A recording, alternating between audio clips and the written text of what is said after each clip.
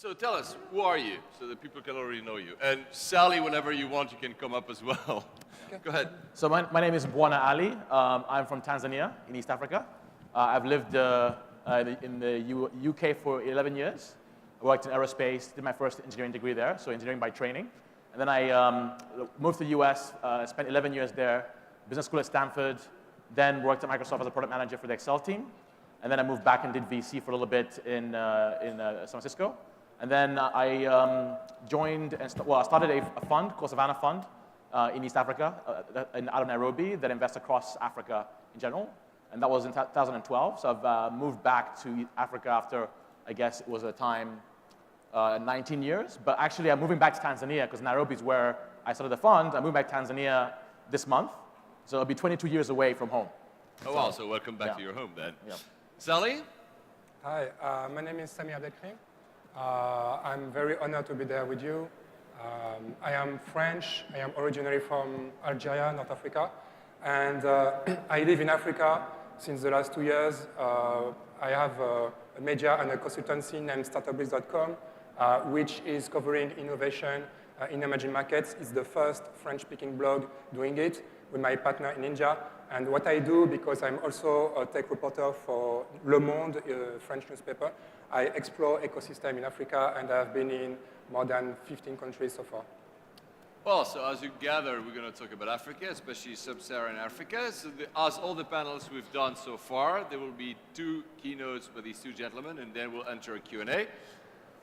You go first whilst you do it. Clicker thing? Or don't go too close to me, otherwise we are going into loop. I'm going to get you the clicker, don't worry. So just please sit down, guys. Can you bring me the clicker for these gentlemen? Because apparently they don't have it. So they can move their slides. Yeah, I don't know if... They're making me signs. You want me to become a clicker? I could do that, maybe. It's possible. Thank you so much. Great. Yes, thank you. So, Mbwana, the stage is yours for the next 8 minutes. Thank you. Just let me know when I'm running late. Whatever. But there's eight slides, I won't bore you too if much. you want to check your own slides. Cool. Yeah, so I'm going to talk about tech ventures in Africa. Why did I move back from Silicon Valley after so long away from home? I think timing was very key. Things have changed a lot in the last, I would say, 5+ years in Africa. That allows folks who start companies look into tech seriously on the Sub-Saharan continent. Yeah, there we go. So I don't know if you can see it very well, but the big story in Africa has actually been mobile. Surprise. It started off with feature phones. We hit about 1 billion connections probably about 3 or 4 years ago. And smartphones are now about to hit 500 million in the next 5 years. In most countries in Africa, it's about 20% penetration. Maybe a little bit higher in Johannesburg, Nairobi, in the cities. I would say it's more like half in the major urban areas. But it's kind of tipping in the last 2 or 3 years. Smartphones have become cheap enough now, particularly with companies like Xiaomi, Tecno, producing devices that are under $100, sometimes even under $50. And so we're seeing pretty rapid adoption of smartphones. Connectivity has always been a challenge. Most of the continent is still mainly 2G. But in the urban areas and some parts of peri-urban, you're starting to see 3G and even 4G in the last year. And so that's also kind of predicted to jump dramatically in the next 3 or 4 years. And so we're kind of heading towards this sort of billion users in Africa, Sub-Saharan Africa. When I say Sub-Saharan Africa, I'm excluding North Africa. So I'm not including North Africa, and I'm including South Africa, and I'm including Nigeria. So the other kind of important data point to understand is Facebook. For many people, Facebook is the internet in Africa. And Facebook obviously report the data very reliably. They're probably doing about 120 million users now, growing about 20% a year. So that's kind of tracking slowly the growth of smartphones as well. The other story that's important to understand in Africa is mobile money. So I don't know if any of you have heard of M-Pesa or Tigo Pesa.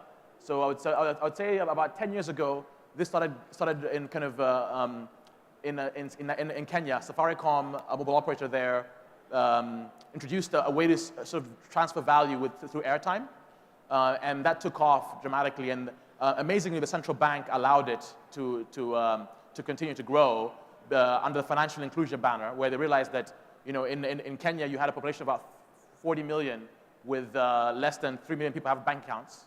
And today we have about 20 million people in Kenya have mobile money accounts, and about a third of the GDP, about $3 or $4 billion a month, goes through mobile money. So people transfer money with their phone, number to number, and it's become pretty huge. So Kenya was the epicenter, but it's now spreading. We're probably going to see about 350 million mobile money accounts in Africa in the next couple of years, up to 500 million. So it's kind of tracking the internet penetration and smartphone connectivity. And once you have connectivity, once you have a means to pay, suddenly it opens up a lot of opportunities. So on the charts there, I also want to show that it's not completely even. So mobile money is pretty much a East African phenomenon. In South Africa, you still have more bank accounts than mobile money. So it's kind of in the countries where there has been a banking system, it's still lagging. But in the countries where there haven't been a good banking system, it's actually been quite aggressive growth. And so Kenya, Tanzania, Zimbabwe, some of the other countries are kind of really growing dramatically on the mobile money scene. So I also want to give a sort of a quick sort of example of some companies that have been formed in the last 5 years that have taken advantage of this wave. Obviously, M-Pesa is a corporate product from Safaricom. Actually, Vodafone was the original IP generated out of London. But you have remittance companies like Zona in Zambia helping people transfer money from the mining sort of areas in northern Zambia. You have Paga in Nigeria that's doing mobile money transactions in Nigeria, even though Nigeria is actually not the biggest market for mobile money because banks are really entrenched there. It's still like growing pretty dramatically there. You're seeing in areas like savings and insurance, interesting products through mobile, allowing you to save for the first time as unbanked through M-Shwari, Microinsure. There's an insurance company that helps farmers. You're seeing alternative finance lending. So if you're familiar with Lending Club on deck in the West, you have mobile money equivalents in Africa, like Kopo Kopo is the kind of the Square mobile money. You have Saida, Inventure, and Branch. Some of these are actually well-funded startups in Africa. So Inventure raised over $10 million Series A from Khosla. No, actually from Chris Saka. Branch raised a couple of $1 million from Khosla. And then you're also starting to see the rise of Bitcoin and blockchain. So as mobile money is starting to get penetrated and people are getting more smartphones, seeing people also start startups around Bitcoin and blockchain. So I'd say BidX is one of the biggest exchanges on the continent out of South Africa. BidPesa is a company out of Kenya that's trying to play the remittance market pretty aggressively with mobile money. And you're seeing other companies like BitFinance and Zapgo. So one question I get a lot asked about Africa is, where is the unicorn, right? We all love unicorns. billion-dollar startups, are typically what venture capitalists are looking for, what entrepreneurs aspire to build to really get a huge exit. But I would say that we're not quite there yet. So I call unicorns zebracorn in Africa, kind of Africa equivalent. And in 2011, we saw the first big exit in the mobile money space to Visa, Fundamo, 110 million. I would say about 2 years ago, you started seeing some interesting companies around the marketplaces. So property, travel, cars, jobs. So Africa One Media is a Pan-Africa marketplace company that's worth about $200 million, has Tiger Global invested. Iroko TV is a Nigeria-based sort of Netflix, so Nigeria movies, so Nollywood movies, kind of obviously quite large in Nigeria and particularly the diaspora. So that's kind of now worth, so 50 plus million. And then in the last year, there's been quite a dramatic growth of more and more players in the e-commerce sector particularly. So Konga in Nigeria is worth about 200 million. And then I'm sure you all know about Rocket Internet Group out of Germany, but they have an Africa unit that's worth about $400 million that has e-commerce, marketplaces, travel sites across the continent. Most of the revenue is actually Nigeria. So Nigeria is typically the biggest market for consumers in Africa. And then the other thing to understand is that there are smaller exits out of South Africa that are also really, really important. So I think in the last year we had a company called Woo Themes that most people don't even know is from Africa, but they're based out of Cape Town. They sold to Automatic, sort of the company that kind of powers WordPress sites for about 50 million earlier this year. So what does Savannah Fund do? What's our thesis? So I moved to East Africa about 3 years ago and noticed that there was a lot of opportunity in greenfield opportunity sector. So anything where there hasn't been a service like insurance, lending, savings, or even e-commerce, entertainment, we're interested in. anything the internet touches, and anything mobile is very, very important to us. The other thing that's may sound obvious, but Africa has always suffered from a lack of investment capital, but the right type of capital. So you probably hear the stories of Gates Foundation or Media Network, all the philanthropy. Now Zuckerberg has probably got a big sort of pile of money to invest in social enterprises. But actually, that's so overwhelming in Africa that it crowds out private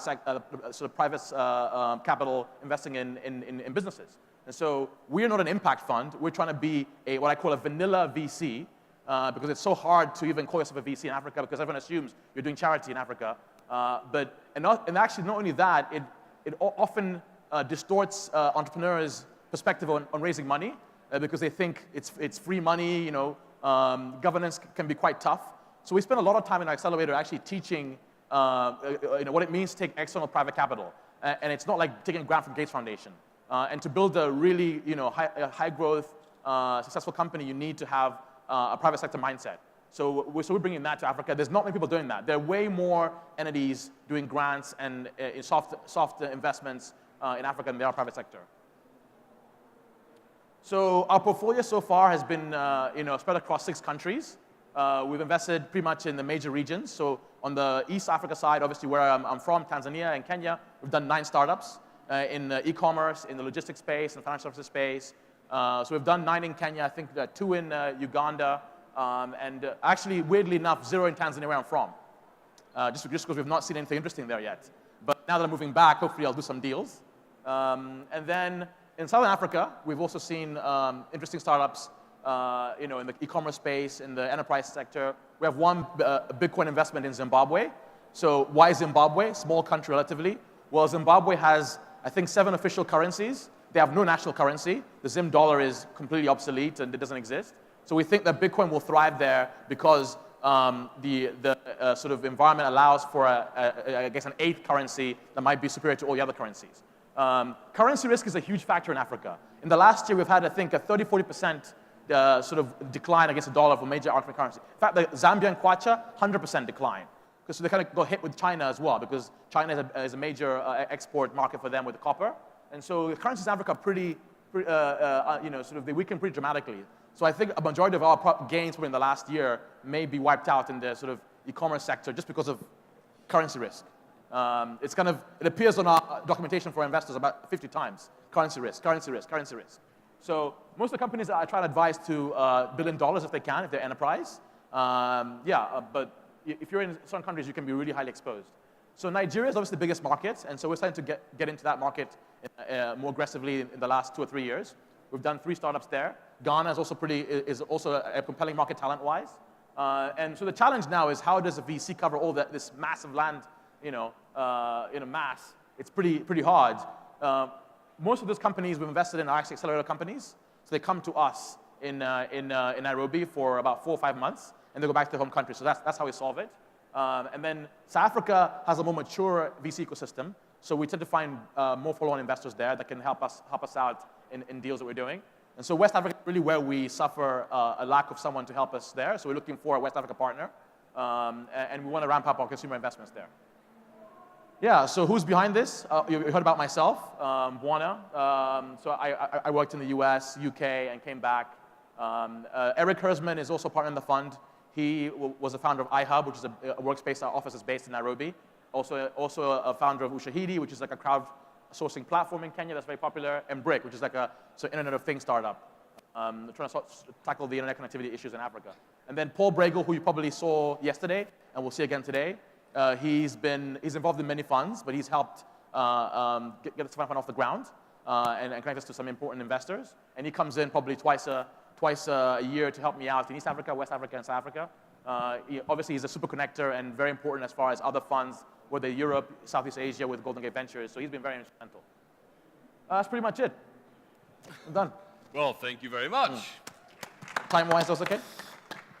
Now, Sally, stage is yours for the next 8 minutes. Samir.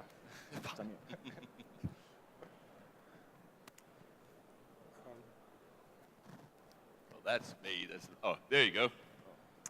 Okay, so hi again, and today I will talk about African ecosystem and about what I've seen since the last 2 years in Africa, in all those countries I've explored.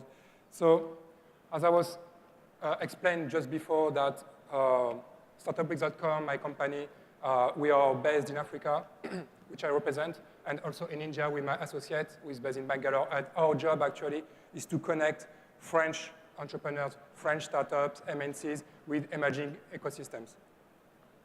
So in 2014, I have started a journey named Tech Afrique, which was quite popular in France and in Francophone Africa.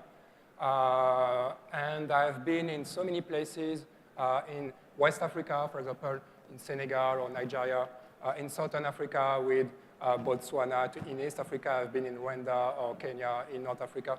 And I have met so many entrepreneurs to share their stories on my blog, with Le Monde, with many other medias like the HuffPost. And in this presentation, I will focus more on West Africa because it's the part of the continent that I know the most because I come back repeatedly there. And also, I will focus on three key elements that I think are important when you talk about entrepreneurship and ecosystems, which are support, especially about tech hubs, access to finance, which is a big issue, improving, but still an obstacle for many entrepreneurs, and mentoring, which is a big issue in Africa. So you know that, especially, I had this discussion with my friend Mbwana that when President Barack Obama went to visit Nairobi in Kenya for the last GES, there was a huge coverage in the media about, you know, that Africa is going to be the next Silicon Valley. I don't think that's bad to say so, but I think that ecosystem in Africa, and we have to be, we have to realize that there are still nations, they are still in their infancy, and it's not an overnight process. So we have to be humble and we have to be realistic, but it's moving fast.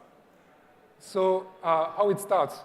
It starts always, I mean, it always starts with a community and a hub.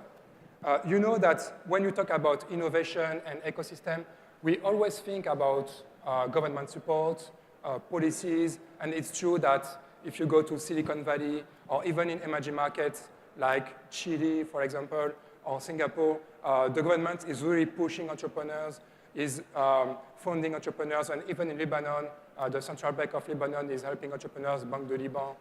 In Africa, at the exception of rare countries like maybe Kenya and Rwanda, you're basically on your own, and entrepreneurs have to build the ecosystem from scratch.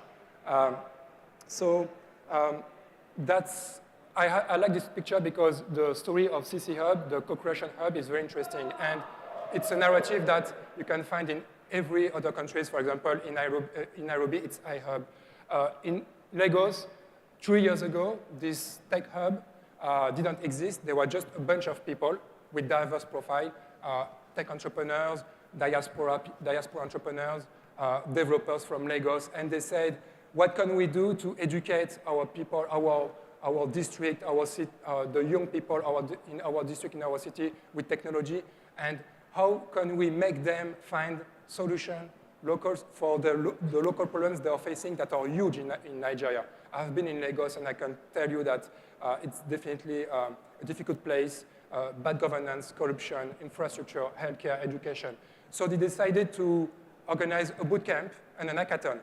And they were just surprised to see how many people, how many young Nigerians came, gathered, formed teams, create startups that are still living today and making money like recyclers or BGIT. And they say that we should actually organize a bootcamp like every day. So they decided to create a tech hub. And they created CC Hub, which today is like the epicenter of the Lagos ecosystem. And the district where they are now, Yaba, is becoming now the tech place where many Nigerian startups are coming to create. The same story, the same narrative, you can find the same narrative in Senegal, which is a Francophone country I know well. back 4 or 5 years ago in Senegal, you basically didn't have any ecosystem. And then it started with 2 tech hubs, a co-working space and a tech incubator. And since Senegal has become probably the most vibrant Francophone African country when you talk about startups, even Google, IBM, Microsoft, they came in Senegal to open office to cover the Francophone Africa. And Nairobi, the same story with iHub, who became the center of innovation of Kenya. Another important part when you talk about ecosystem is funding, how startups can find money.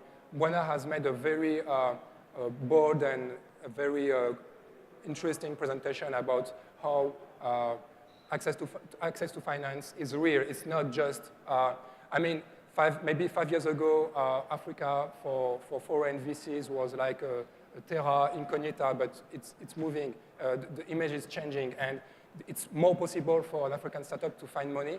It's still challenging, but it's not impossible. And I don't know if you know VC for Africa, which is a database that is tracking every investment in startups in Africa.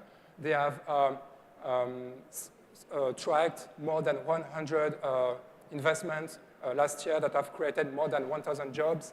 And it's mainly due to the fact that there is a growing number of business angels. For example, the African Business Angel Network that is opening a chapter in every African cities. There will be 54 African ABAN chapters. Also because there's a growing number of diaspora investors, people from the city, originally from Nigeria, from Kenya, from North Africa, that are based in the Silicon Valley, in Europe, that are coming back to invest in local startups to support them.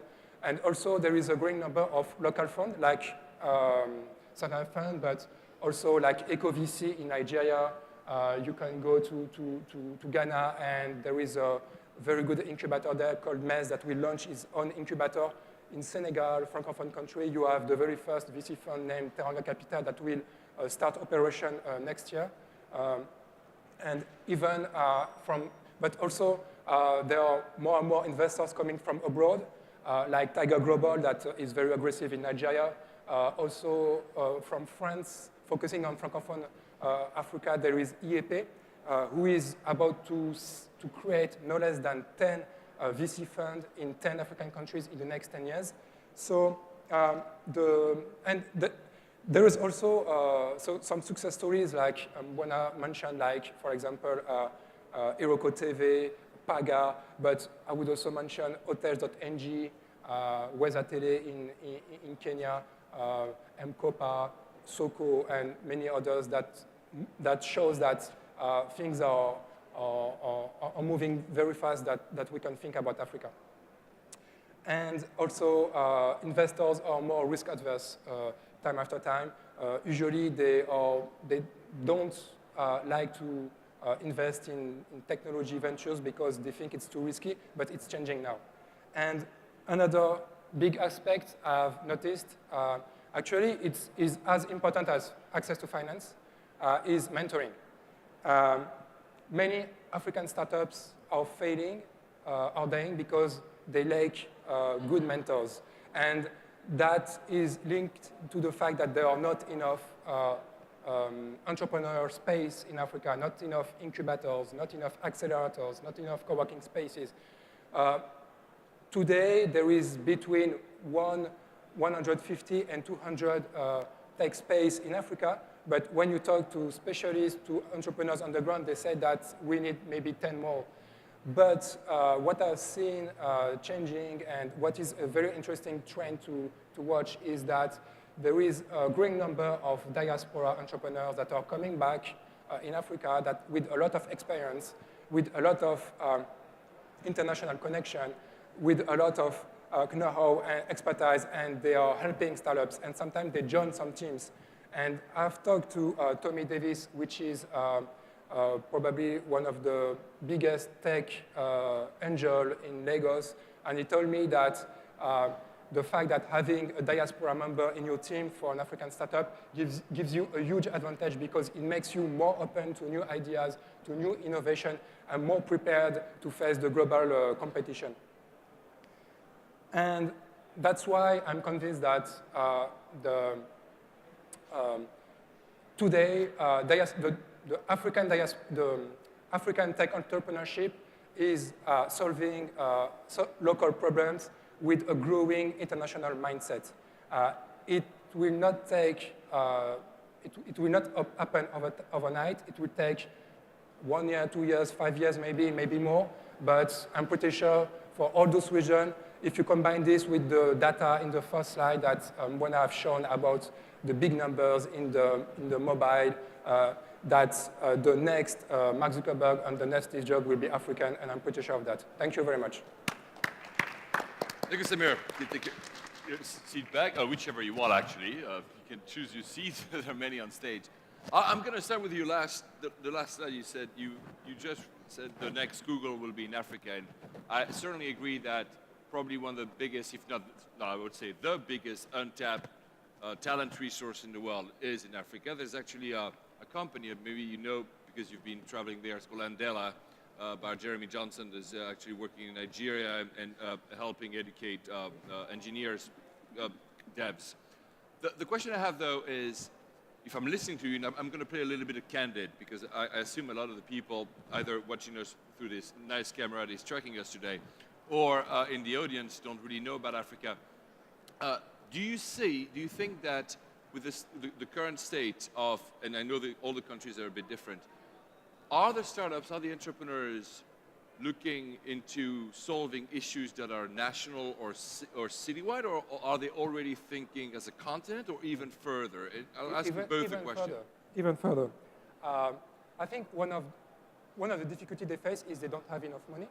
So most of the startups that you can meet, sometimes they're doing very well nationally, but they cannot expand because they don't have enough financial power.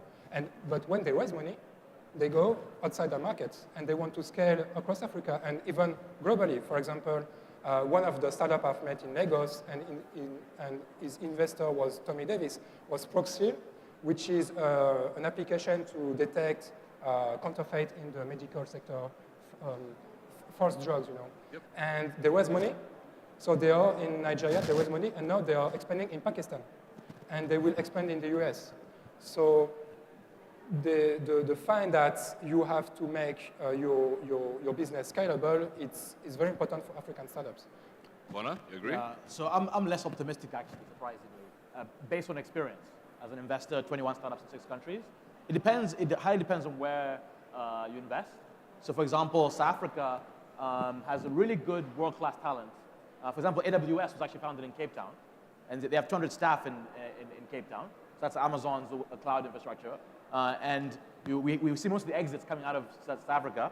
Yeah, but isn't South Africa the tree that hides the forest? Because we always talk about South Africa, but that's like you said, I think in your presentation, it's the most mature of them all. It's the most mature and the one likely to produce global startups. Okay. Like, you know, Wu Theme sent to Automatic. But what about the others? So the other ones, back to your other question, they tend to solve problems that are local. South Africa tends to solve world-class addressable markets, whilst in Kenya you're seeing the mobile money opportunity, you're seeing startups that address farmers getting more efficient, you're seeing in Nigeria startups that address logistics issues with traffic, getting things around, what I've noticed is that only in Nigeria can you produce a venture-backed startup in your own country because it's such a large market, 180 million. Yeah.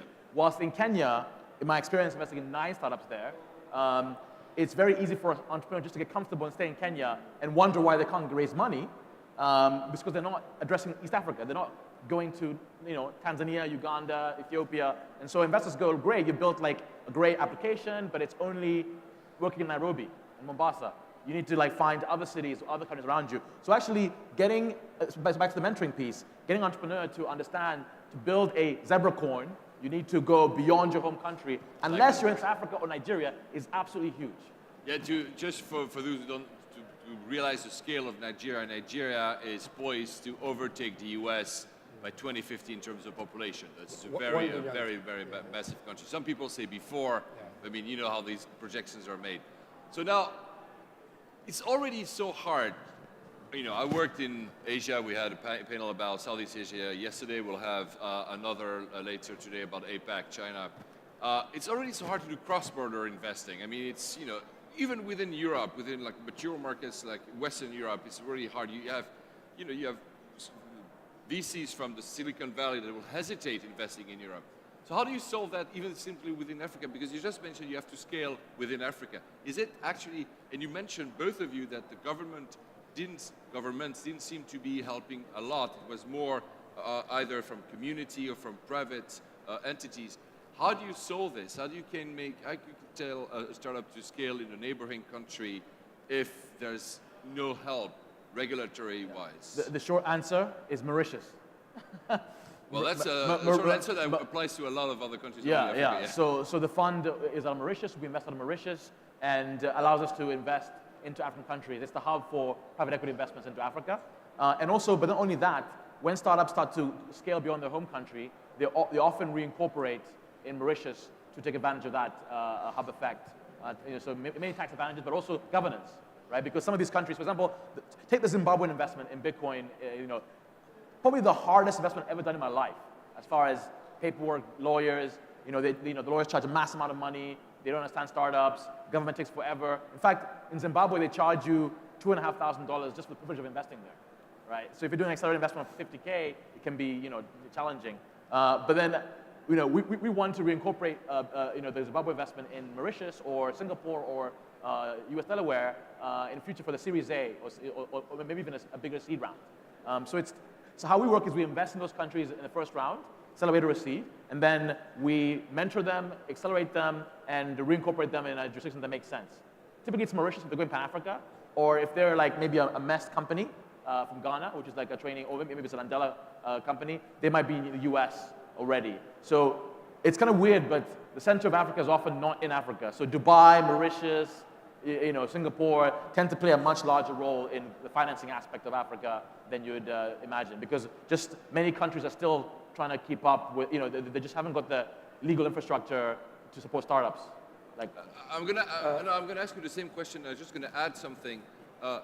Not only that, but I mean, you talked about obviously the setup, the financial setup of the company. But if I'm a founder and I'm in Nairobi, can I easily move? Can I have the proper visa to switch countries easily? And that's for you. Yeah, I think that's a very interesting topic. If I take the case of Western Africa and especially the Francophone part of Western Africa, actually someone from Mali or someone from Senegal can travel to Ivory Coast without visa and using the same currency, which is the franc CFA.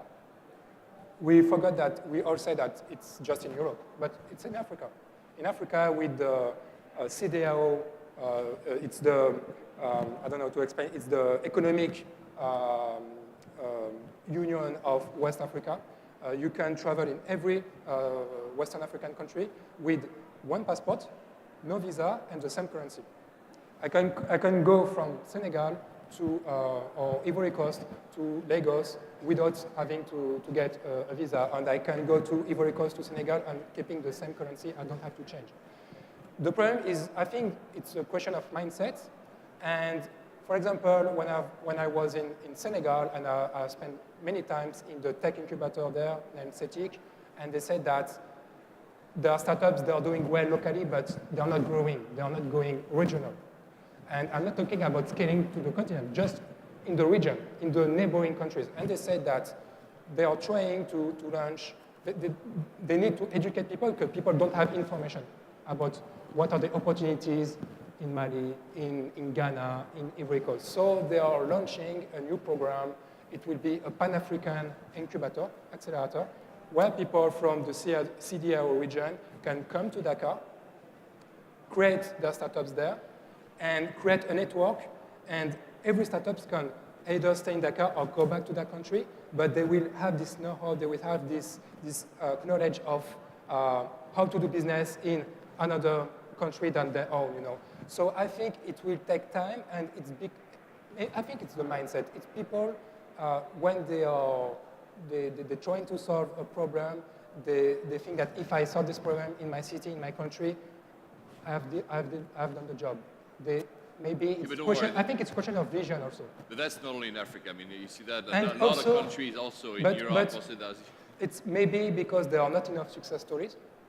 For example, what would make, for example, Amazon or Uber or Yahoo wanting to come in Africa to acquire an African startup and sign a 100 million check, like what happened in Jordan in 2009 with Maktub. It changed everything.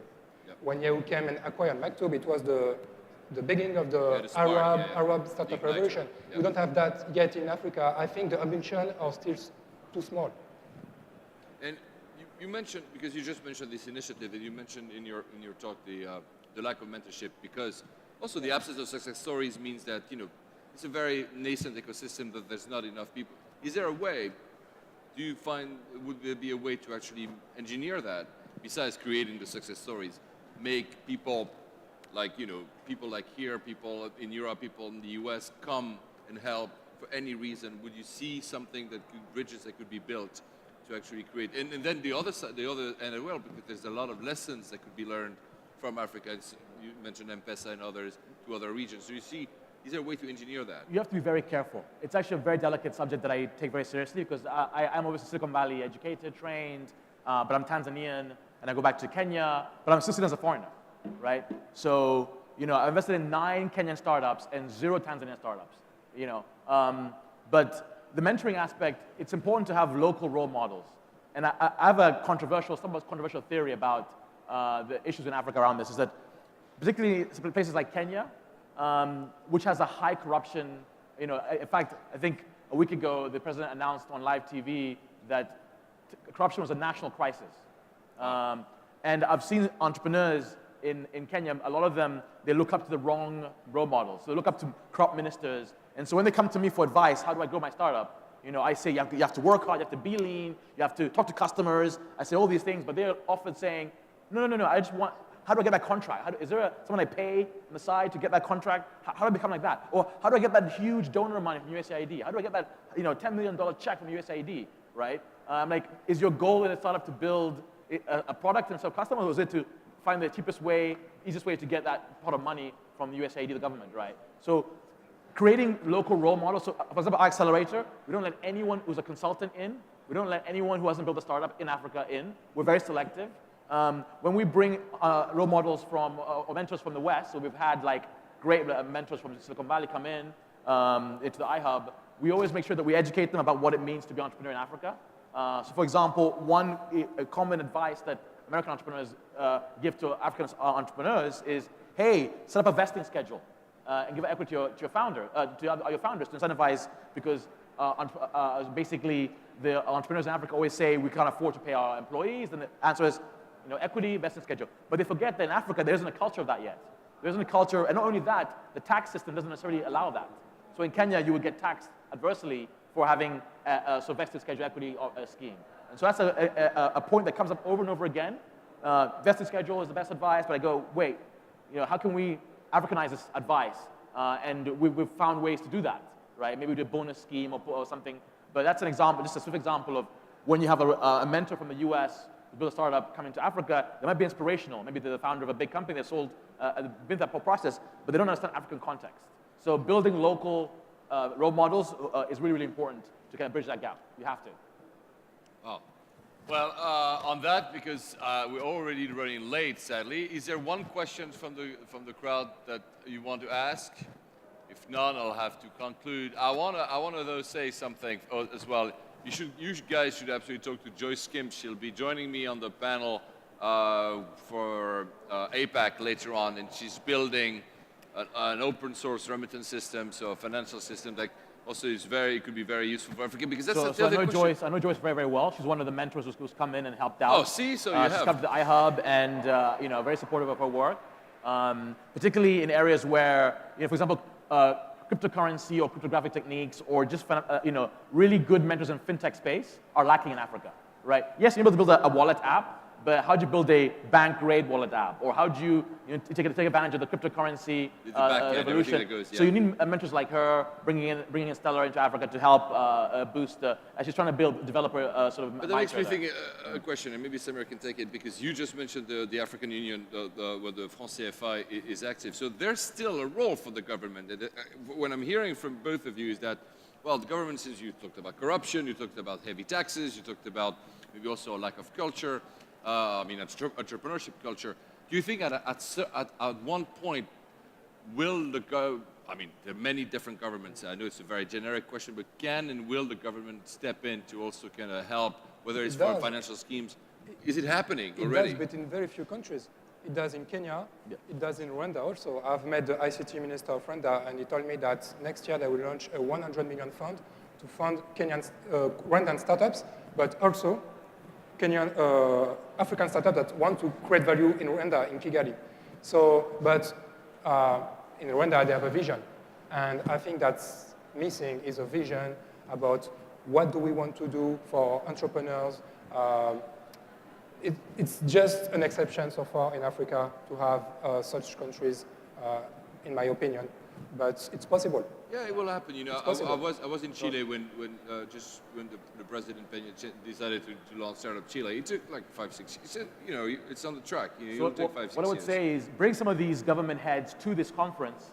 They can turn to the Central Bank of Lebanon and learn about what they've done.